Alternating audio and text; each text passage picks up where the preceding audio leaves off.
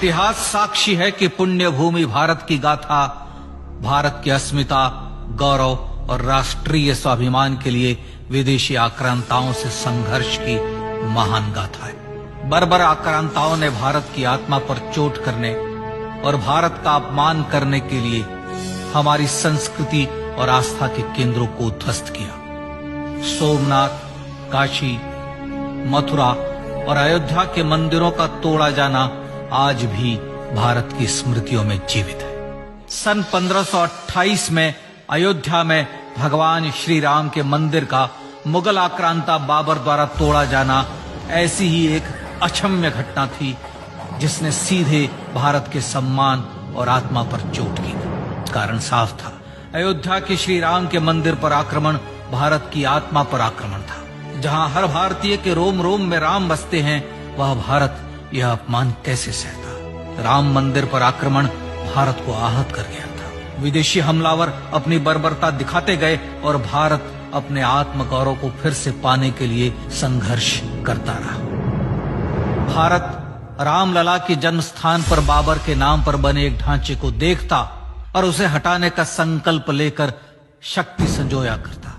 हिंदू समाज आत्मसम्मान के रण में डटा रहा और लगातार हमलावरों द्वारा बनाए गए बाबरी ढांचे को हटाने के लिए लड़ता रहा। सरयू कई बार रक्त से लाल हुई। कभी स्थानीय शासकों ने तो कभी साधु संतों और राम भक्तों ने राम जन्मभूमि की मुक्ति के लिए अपने प्राणों की आहुति दी। 74 बार युद्ध हुए। हम कुछ मोर्चे हारे, पर रण जीतने का संकल्प कभी कम नहीं हुआ। हिंदू समाज तलवारों से रक्त रंजित हुआ, पर उसने हार नहीं मानी। उसका संकल्प अजेय था।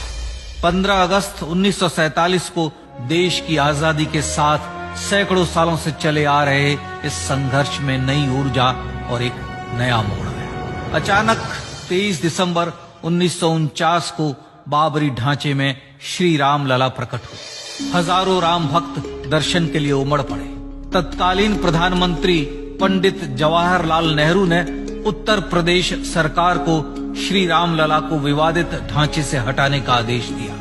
उत्तर प्रदेश सरकार ने अयोध्या के कलेक्टर को यह काम दिया और यह निर्देश भी कि जरूरत पड़ने पर वे बल का प्रयोग भी करें। अयोध्या के कलेक्टर ने सरकार को उत्तर दिया कि यह नरसंहार के बिना संभव नहीं है, और फिर भी वह ऐसा चाहती है तो किसी दूसरे कलेक्टर से यह काम करवा ले। परिणाम स्वरूप रामलला की मूर्ति वहीं विराजमान रही। विवादित ढांचे को बंद कर दिया गया। केवल पुजारी को सेवा अर्चना के लिए भीतर जाने की अनुमति थी। फिर भी राम भक्त विवादित ढांचे के बाहर से प्रभु श्री राम की आराधना करते रहे। भारत के हिंदू समाज के लिए चुनौतियां और बढ़ गई। मामला अदालत में गया। विपक्षी दलों द्वारा अदालत में भगवान श्री राम के अस्तित्व पर सवाल उठाए गए। उनके अयोध्या में ही जन्म लेने का प्रमाण मांगा गया। भारत का जनमानस अब आहत हो उठा था। आजाद भारत में भी हिंदू समाज को अपनी आस्था और श्रद्धा के लिए संघर्ष करना पड़ रहा था। चुनौतियों के इस समय में सन 1984 में विज्ञान भवन दिल्ली में विश्व हिंदू परिषद ने धर्म संसद का आयोजन किया। इस संसद में देश भर के संतों ने राम जन्मभूमि की मुक्ति के लिए आह्वान किया और राम जन्मभूमि मुक्ति यज्ञ समिति का गठन किया। धर्म संसद ने राम जन्मभूमि की मुक्ति और वहां भगवान श्री राम के भव्य मंदिर बनाने के भारत के जनमानस के संकल्प को फिर से दोहराया। विश्व हिंदू परिषद के नेतृत्व में मंदिर निर्माण के लिए पूरे देश में अभूतपूर्व आंदोलन की शुरुआत हुई। श्री राम जन्मस्थली मुक्ति यज्ञ समिति के साथ देश भर में राम जानकी की रथ यात्राएं निकली। राम लीलाओं में राम कथा के माध्यम से भारत का आम जन फिर से जुटा। अब सबके मन में एक ही प्रण था, एक ही लक्ष्य था। अयोध्या में जन्मभूमि पर भगवान श्री राम के भव्य मंदिर का निर्माण।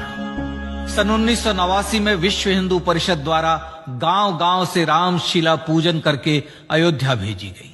2,75,000 गांवों से रामशिलाएं अयोध्या पहुंची। भव्य राम मंदिर के शिलान्यास का निर्णय हुआ।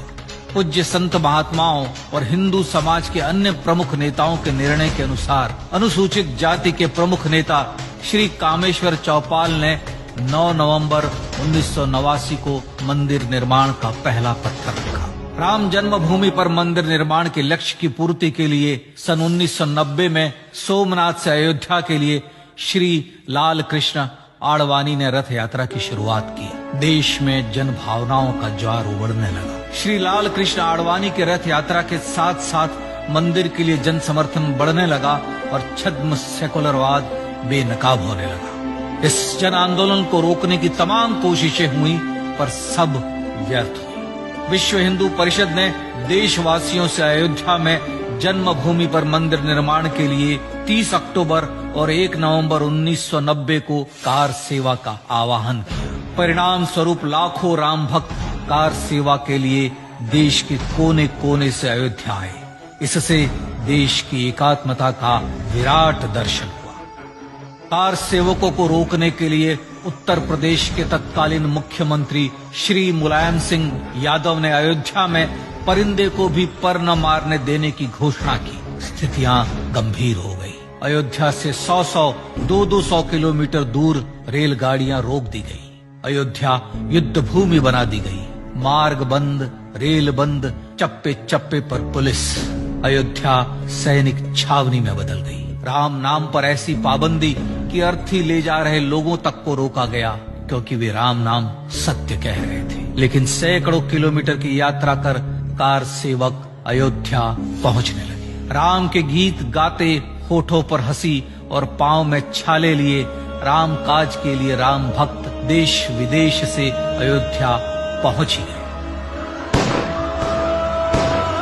कार सेवकों पर गोलियां चली। अनेक कार सेवक शहीद हुए। आजाद भारत में जन्मभूमि पर राम मंदिर के लिए कार सेवकों ने फिर एक बार अपना बलिदान दिया, पर कार सेवकों ने विवादित ढांचे पर भगवा फहरा ही दिया और इस तरह कार सेवा सफल हुई। श्री राम जन्मभूमि आंदोलन ने भारत की सुप्त आत्मा को झकझोर कर जगा दिया था। विश्व हिंदू परिषद ने फिर एक बार 6 दिसंबर 1992 को कार सेवा का आह्वान किया। राम भक्तों को कार सेवा करने देने के लिए अदालत में प्रार्थना की गई, पर अदालत ने कोई निर्णय नहीं दिया। परिणाम स्वरूप बौद्ध, जैन, सिख, स्वामीनारायण संप्रदाय, गायत्री परिवार, हर पंथ मत विचार के हिंदू एकत्र हो गए। छूत अछूत का भेद मिटा, जाति की पहचान मिटी। हम सब हिंदू, हम सब सिंधु बन गए।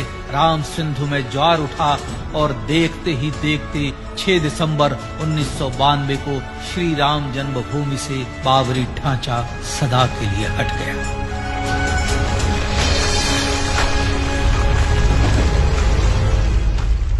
यह क्षण शौर्य, न्याय और सत्यमेव जयते का क्षण था। यह तो धर्मस्ततो जय का क्षण था। पर संघर्ष की गाथा यहां जाकर भी नहीं रुकी।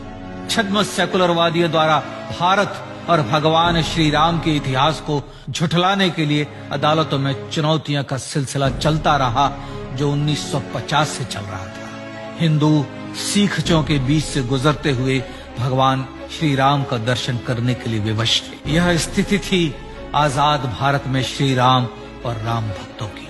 पर सत्य को तो जीतना ही था। आखिरकार देश के सर्वोच्च न्यायालय के 5 जजों की खंडपीठ ने 9 नवंबर 2019 को ऐतिहासिक निर्णय दिया और यह कहा कि अयोध्या जन्मभूमि परिसर की पूरी 67 एकड़ भूमि रामलला की, और न्यायालय ने भारत सरकार को जन्मभूमि पर मंदिर बनाने के लिए एक ट्रस्ट बनाने का आदेश दिया। सर्वोच्च न्यायालय के आदेश के अनुसार भारत सरकार ने 5 फरवरी 2020 को श्री राम जन्मभूमि तीर्थ क्षेत्र नाम के ट्रस्ट का गठन किया और राम जन्मभूमि न्यास की भूमि जो सरकार द्वारा अधिग्रहित की गई थी, उसे ही नवनिर्मित न्यास को वापस दे दिया गया। 5 अगस्त 2020 को भारत के प्रधानमंत्री श्री नरेंद्र मोदी ने श्री राम जन्मभूमि तीर्थ क्षेत्र के अध्यक्ष पूज्य महंत नृत्य गोपाल दास,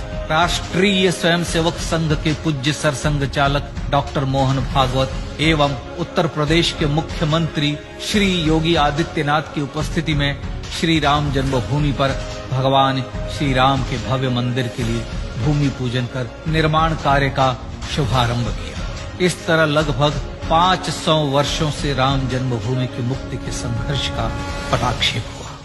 अपने आत्मसम्मान और राष्ट्रीय अस्मिता के लिए इतना लंबा संघर्ष विश्व के इतिहास में बेजोड़ है। श्री राम भारत की आत्मा, भारत की परिभाषा, हमारे राष्ट्रीय आदर्शों और जीवन मूल्यों के प्रतिनिधि मर्यादा पुरुषोत्तम हैं, जो हर हिंदू के होठों पर जन्म से मृत्यु तक रहे, बस यही हर हृदय में प्रार्थना होती है।